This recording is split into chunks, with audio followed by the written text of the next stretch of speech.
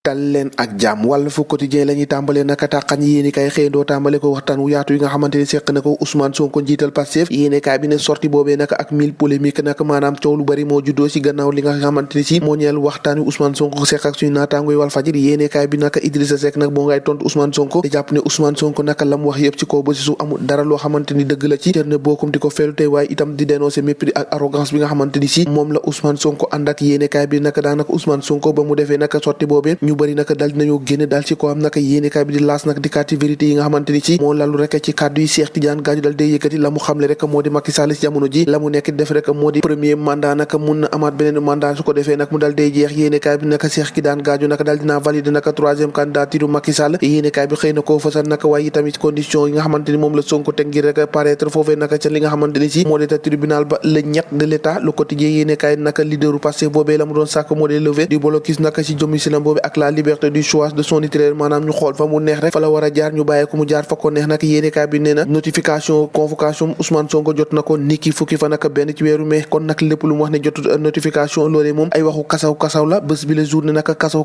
gi naka yéenekaay bi ne Macky Sall moo ngay étoffé sa défense ndax président boobee dafa dem rek lëj mujj di ay constitutionnalistes yoo xamante ni si ay tubaab lañu loolee naka tax ngir ñu wax ko ndax moomee naka la mu bëgg naka di troisième candidature lu mun a nekk la wala loo xamante ni mënul nekk Guillaume Drago naka la mu xamle rek moo di valider na troisième candidature Macky Sall le Sénégal et les sorciers blancs naka du droit comme Idi ak yi nga xamante ni si moo di Carcassonne yéenekaay bi ne Cheikh Tidiane Gadio naka dikkaat na ne Macky Sall si jamono ji li muy def mooy premier war na amaat beneen mandat kon nag Macky Sall moo ngi doon naka candidature boobu moo nga tàmbal di ko càmbar naka ngir daal di koy valider lu mu si doon lu ne naka direct news dikkaat na naka gannaaw sotti Ousmane Sonko boobee Idrissa Seck Thierno Bocoum ak Victorine Ndeye naka ñoom naka daanaka la ñu yëkkut Ousmane Sonko dañ koo fàtte caxatee nañ ko ndax jàpp na ne lépp la mu wax ci ko ba si suuf nag amul leen loo xamante ni si dëgg la ci ñu mel naka moo tax naka gaaña naka mer ba photo jëmale ci leaderu Pastef boobee tàggat yaram ak li nga xamante ni moo di U17 naka champion d'Afrique roi d'Afrique bois politique naka yéenekaay bi di 2 minutes naka pour l'essentiel moo ko dal dee fësal le peuple yéenekaay dikkaat nag ci condition de travail bi nga xamante ni moom la taskatu xibaar jamono ji nekkee naka daanaka ab étude boo xam ne la mu fësal moo di naka anam bu méttee métti nag la ñu liggéeyloo taskatu xibaar yi fii ci réewum Sénégal maanaam précarité goo xamante ni kenn mu ne su ko wax yéenekaay bi ne naka sondage boobee mu ngi ko génnee gannaaw bi nga xamante ni ñoo ngi amal ab gala national de la presse naka ñoom taskatu xibaar yi yéenekaay bi ne naka ca Kër Massar moom si jamono joojee ay faux billets yoo xamante ni daal ni ko fay téye la mu takku lool ab oustaz ak benn taalibe daal la ñu teg loxo ne ñoom ñaar ñooñee ñoo doon seq ak liggéey ak wàllum faux billets yooyee da ngay seet loolu rek lii quotidien dikkaat ci audience bi nga xamante ni si moom la amaloon ak palais ak ñi nga xamante ni moo di mbëri lutteurs yi naka ñoom ngay assumer gannaaw bi nga xamante ni si gaañe dal nañ seen kaw naka Gris Bordeaux la mu wax rek moo di bu fekkee ne président dafa taxaw ngir jàppale lutte naka ñun tamit da luñ mun def dara lu jàppale ko Balla Gaye di ko feelu te naan am nañu droit soutenir naka ko ñu neex moom naka jàpp na ne mbir moomee naka ñuy def dafa fekk ne naka buñ koy def rek di dal seen kaw dafa fekk ne duñu démocratie uma seen waxi noppi ne naka nous sommes prêts à soutenir ki nga xamante ni moo di Macky Sall Modou Lo ne na ku nekk nag am na droit soutenir kala neex ak itam ka nga bëgg mu soutenir ko ñoom waa lamb nag ñoo ni waxee nag si jamono ji naka lamb ja naka politique ba nee na sa cobooy ndax naka ñoom mbëree naka taxaw nañu tembe ngir jàppale ki nga xamante ni moo di président de la république ndax jàpp nañ ne moo leen jàppale ñu jàppale ko ci jamono jooju ñoom gaynde ko football yi naka amagul fukki at ak juróom-ñaar Macky Sall ni ki démb naka dalal na leen ca palais ba honoré leen bu baax a baax ndax ku nekk ca joueur naka ak membre boobule délégation am nga fukki millions ak ñaar fukki millions nga xamante ni si da ko dox seen côté Serigne Saliou Dia mu nekk naka ndam loo xamante ni gone am nañ ko Macky Sall ne leen ku def lu rëy naka dal de am lu rëy Le Soleil yéene kaay ca la xëy ne Macky Sall gàtt les Lionceaux ndax ñoom naka ca Afrique dañ faa def jaloore boo xamante ni rëy na lool jël ndam li naka dal koy indiwaat Sénégal mu di 5e trophée boo xamante ni réewum Sénégal dal dinañ ko ci diggante 2022 ak ki nga xamante ni moo di 2023 moo di loo xamante ni si ab jéegalu bu rëy la ci wàllum tàggat yaram rawatina ci wàllum football gaynde Njaay mbara waaj ndam rek maa ngi koo wuti ko ñoo ko déggandoo jaageen jof ba ëllëg